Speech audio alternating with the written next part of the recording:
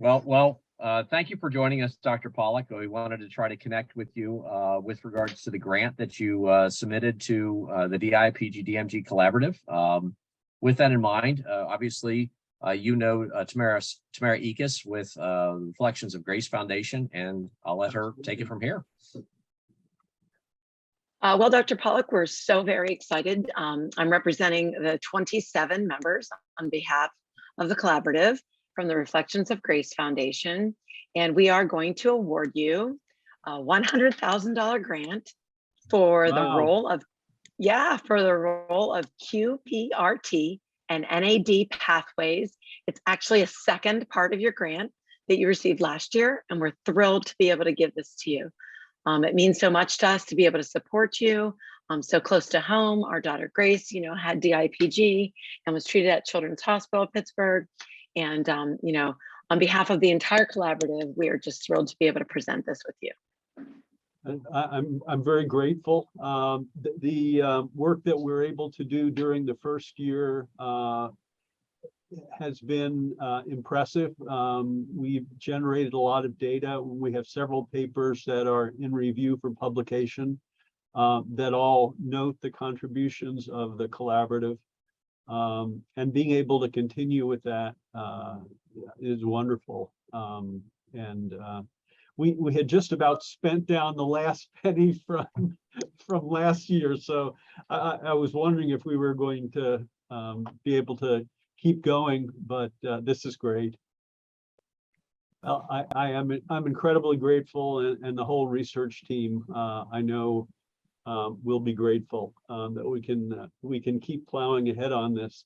We have some exciting studies planned, as noted in our proposal, and we're looking forward to keeping it going and hopefully coming up with something that we can actually translate to kids in the near future.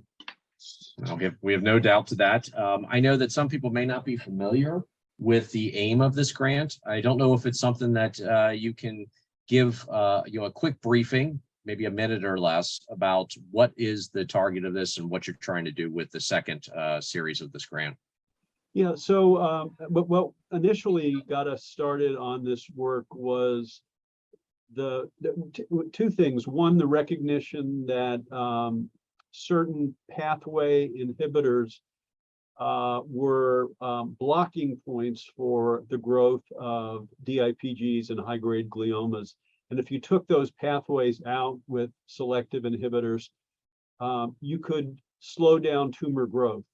But what we also found, unfortunately, and I think it mirrors the clinical scenario, is that no one agent is curative, and even a combination of two agents is often not curative.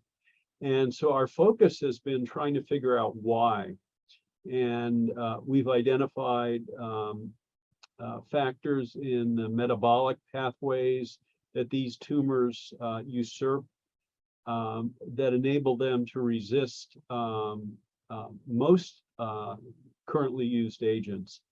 And we're trying to take novel approaches to counteract that using metabolic-based therapies as well as inhibitors of the energy metabolism that drives these tumors.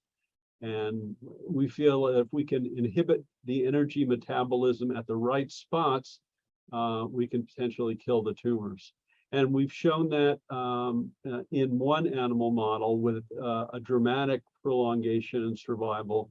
And what we want to do now is move that to genetically defined models and also use additional agents that are clinically applicable and strategies that are clinically applicable.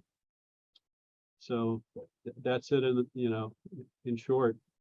That's perfect, and I think what it does is it shows people the importance of this work, and obviously we look forward to updates about it as well.